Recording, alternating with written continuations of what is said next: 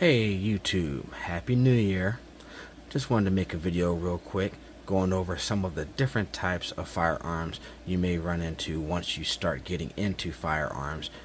Not necessarily these specific types of weapons, but the mechanisms and how they work and functionality. Let's look it over. Now when choosing your first firearm, there's a few things you have to consider. Do you want it full size, compact, subcompact? Do you want it revolver? Do you want it semi-auto or automatic action, auto loading? Do you want it striker fired, hammer fired, single action, double action, single and double action? Or do you want internal hammer, exposed hammer? It's a lot of information to figure out, and I'm going to try and help you.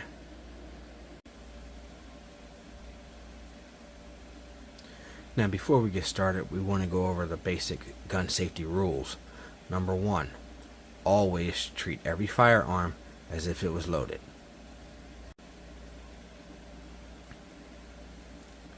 Number 2, always keep your finger off the trigger until you're ready to fire.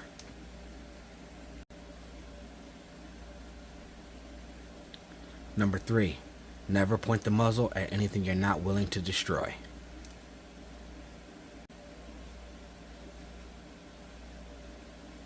And number 4, always know your target and what is beyond your target.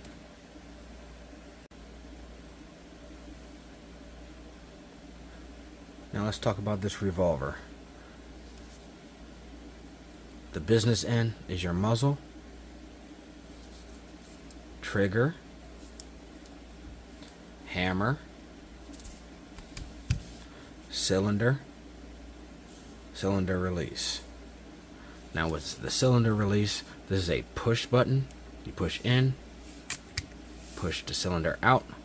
Now there are some revolvers where you push forward, some you push up or down or pull it back even.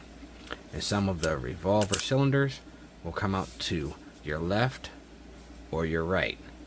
All of those things are out there. You just got to know what you want.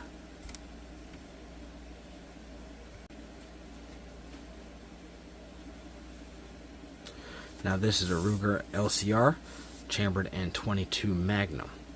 There are plenty of bigger calibers, even smaller calibers that you can get in revolvers, from .22 long rifle, .22 short, up to even 500 Magnum and beyond.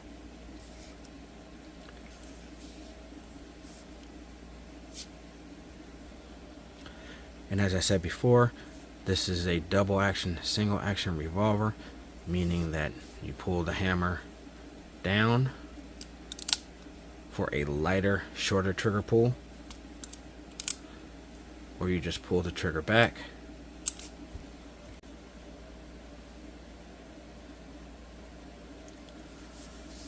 With double action, your trigger does 2 actions. It pulls the hammer back or cocks the hammer back as well as releases it. And with a single action, you have to manually cock the hammer back for it to fire.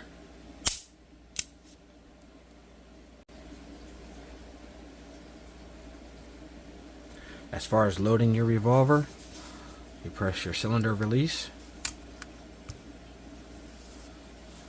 put your rounds in your cylinder, close it, make sure it locks up, and you're ready to go. There's no external safeties on this revolver, so as soon as you're ready to use it, just use it. When you're ready to unload or reload, you follow the same procedure. Cylinder release, press out, press your plunger, push, your round should fall out, release, insert more rounds, close your cylinder, make sure it's locked, and you're ready to go again. And these are 2 types of semi-autos out there. You have a single action and a double single action.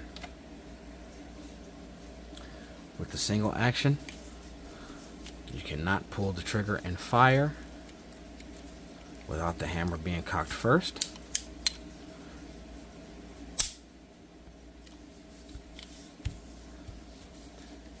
double single action, you can do either or. Fire with the hammer up or with the hammer cocked. Some of your semi-autos will have what they call a magazine disconnect, meaning that if the magazine is not in, even if there's a round in the chamber, with the hammer cocked, it will not fire. Once you put the magazine back in, it goes off. Then you have some that do not have magazine disconnects. Even with the magazine out, if there would be a round in the chamber, hammer cocked, it would fire. The hammer not cocked, it would still fire. And here we have a semi-auto firearm. This one happens to be striker fired. Again, the business end is your muzzle, your trigger, your magazine release, your magazine, your takedown lever. Most semi-autos will have some form of takedown lever. And then you have your slide release or slide catch and your slide.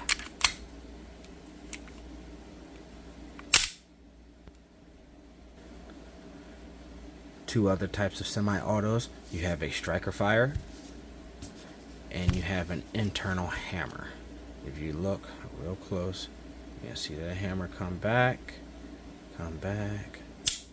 fires.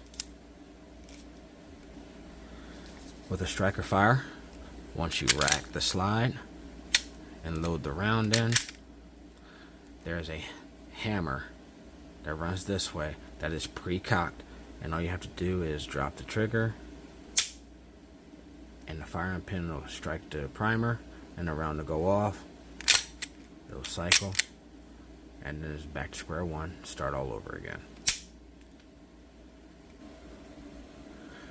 Now when it comes to holding the guns, most guns you can hold the same, but not all guns you hold the same. Depending on how the mechanism is set up, as well as how big or small the gun is, how big or small your hands are, you may have to make some adjustments, and here's a few suggestions on how to figure that out.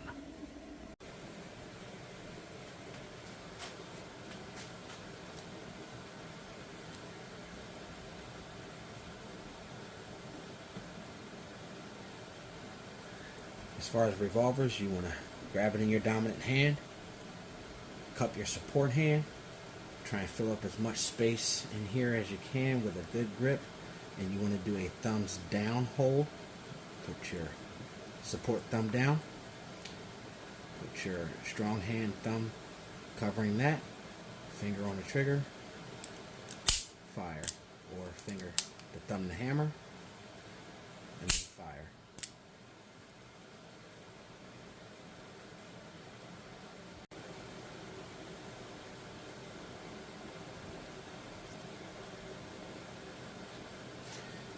With a semi-auto, it's for the most part the same.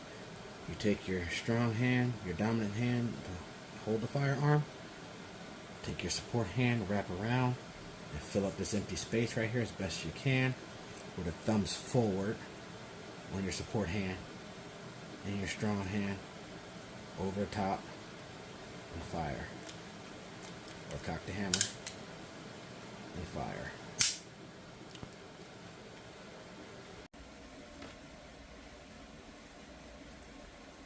Now as far as maintenance, cleaning, field stripping your firearms, you don't have to worry too much with revolvers. You just release the cylinder, make sure it's unloaded, and run a swab, rag, and scrape. Make sure everything is clean on that. Nothing too in-depth. But as far as a semi-auto is concerned, it's a little bit more in-depth, and I'll help you out.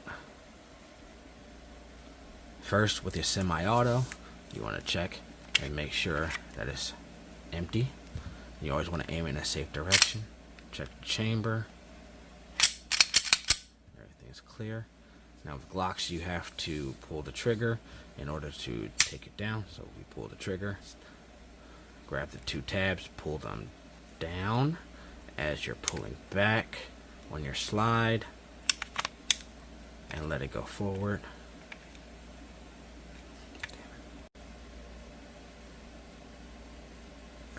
Here's basically an exploded view of all your components that you need to disassemble to clean. And this is as far as you need to go. You have your slide, your barrel, your recoil spring, your frame, and your magazine. But you only really need to concentrate on this right here. And if you're feeling a little froggy, you can wipe around in here as well, but it's not necessary. But you definitely have to take care of the inside of your barrel. Now both of these have safeties on the outside. This one happens to have an ambi safety. So does this one, which is this right here. And your 1911 platform, if the hammer's not back, you cannot engage the safety. Once you cock the hammer, you can engage your safety. And this is what they call cocked and locked. This is how most people carry their 1911 style or 2011 style firearms. As far as your semi-autos, double action, single action, however they come, you have your safety, and this one happens to have a decocker, so if the hammer is back and you decide that you don't want to fire, just press your safety down. Some of them you have to press up, and brings the hammer up.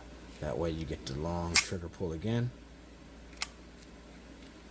Or you can recock it when you're ready to fire it again.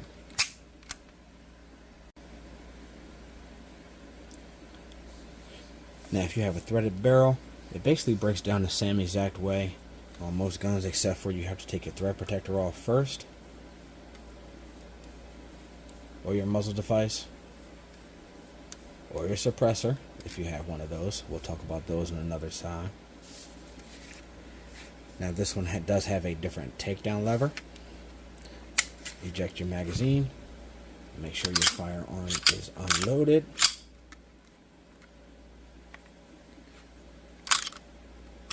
Slide stop. Pull down your takedown. Release your slide and let it go forward. Again, recoil spring, barrel, slide.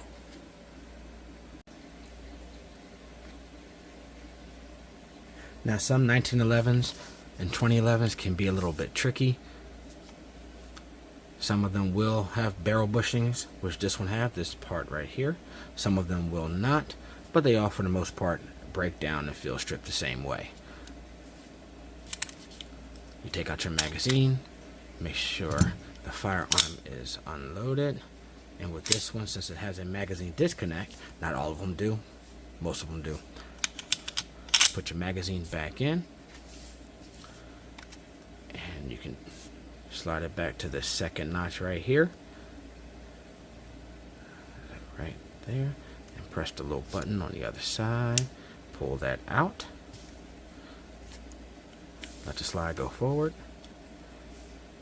Take your recoil spring cap, press it down, rotate barrel bushing if it wants to work for me.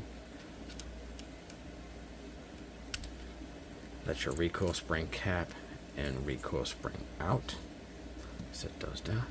Take your barrel bushing and rotate it to the other side, and then it pulls out.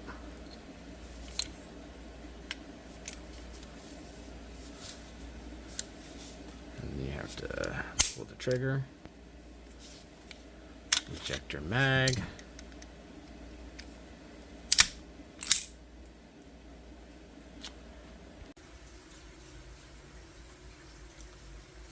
and we're back. Sorry about the small commercial break, but we are having some technical difficulties with this 22 long rifle. But this is a view of how it looks when it's completely broken down for field strip and cleaning. And with that concludes our video. I hope you enjoyed it, and I appreciate you watching.